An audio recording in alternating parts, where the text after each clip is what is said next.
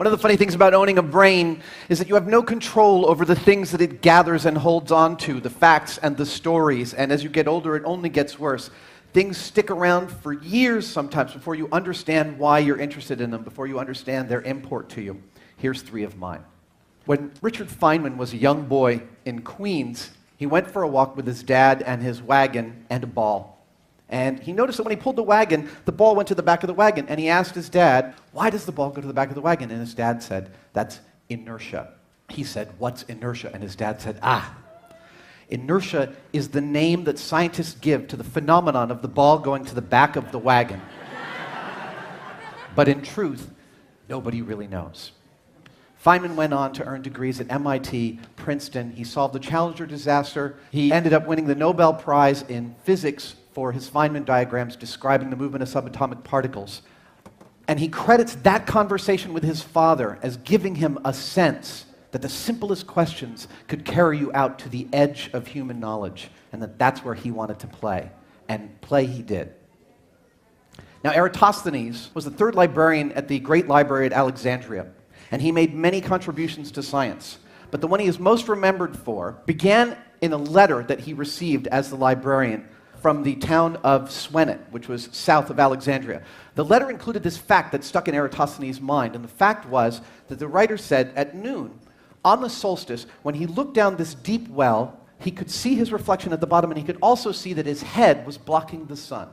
Now, I should tell you, the idea that Christopher Columbus discovered that the world is spherical is total bull. It's not true at all. In fact, everyone who was educated understood that the world was spherical since Aristotle's time, and Aristotle had proved it with a simple observation. He noticed that every time you saw the Earth's shadow on the moon, it was circular. And the only shape that constantly creates a circular shadow is a sphere, QED. The Earth is round. But nobody knew how big it was until Eratosthenes got this letter with this fact. So he understood that the sun was directly above the city of Swenet, because looking down a well, it was a straight line all the way down the well, right past the guy's head up to the sun. Eratosthenes knew another fact. He knew that a stick stuck in the ground in Alexandria at the same time and the same day at noon, the sun's zenith, on the solstice, the sun cast a shadow that showed it was 7.2 degrees off axis. Now, if you know the circumference of a circle, and you have 2 points on it, all you need to know is the distance between those 2 points, and you can extrapolate the circumference.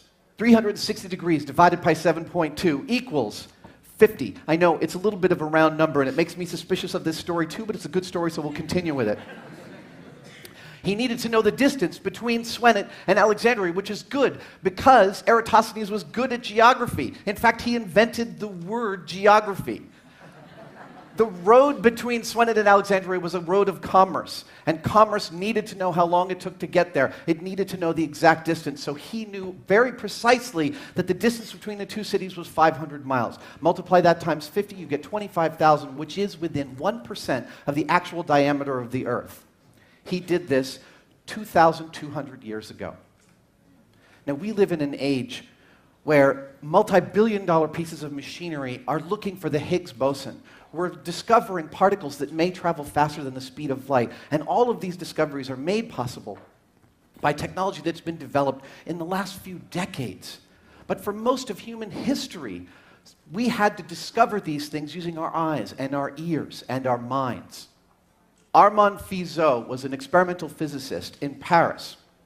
His specialty was actually refining and confirming other people's results. And this might sound like a bit of an also-ran, but in fact this is the soul of science, because there is no such thing as a fact that cannot be independently corroborated. And he was familiar with Galileo's experiments in trying to determine whether or not light had a speed. So Galileo had worked out this really wonderful experiment where he and his assistant had a lamp. Each one was holding a lamp, and Galileo would open his lamp and his assistant would open his lamp. And they got the timing down really good. They just knew their timing. And then they stood at 2 hilltops 2 miles distant. And they did the same thing on the assumption from Galileo that if light had a discernible speed, he'd notice a delay in the light coming back from his assistant's lamp. But light was too fast for Galileo. He was off by several orders of magnitude when he assumed that light was roughly 10 times as fast as the speed of sound. Fizeau was aware of this experiment. He lived in Paris, and he set up 2 experimental stations roughly 5.5 miles distant in Paris. And he solved this problem of Galileo's, and he did it with a really relatively trivial piece of equipment. He did it with one of these. I'm going to put away the clicker for a second because I want to engage your brains in this. Now, this is a toothed wheel. It's got a bunch of notches and it's got a bunch of teeth. This was Fizeau's solution to sending discrete pulses of light. He put a beam behind one of these notches. If I point a beam through this notch at a mirror 5 miles away, that beam is bouncing off the mirror and coming back to me through this notch. But something interesting happens. As he spins the wheel faster, he notices that it seems like a door is starting to close on the light beam that's coming back to his eye. Why is that? It's because the pulse of light, it's not coming back through the same notch. It's actually hitting a tooth. And he spins the wheel fast enough, and he fully occludes the light. And then, based on the distance between the two stations, and the speed of his wheel, and the number of notches in the wheel, he calculates the speed of light to within 2% of its actual value. And he does this in 1849. This is what really gets me going about science. Whenever I'm having trouble understanding a concept, I go back and I research the people that discovered that concept. I look at the story of how they came to understand it. And what happens when you look at what the discoverers were thinking about when they made their discoveries is you understand that they are not so different from us. We are all bags of meat and water. We all start with the same tools. I love the idea that different branches of science are called fields of study.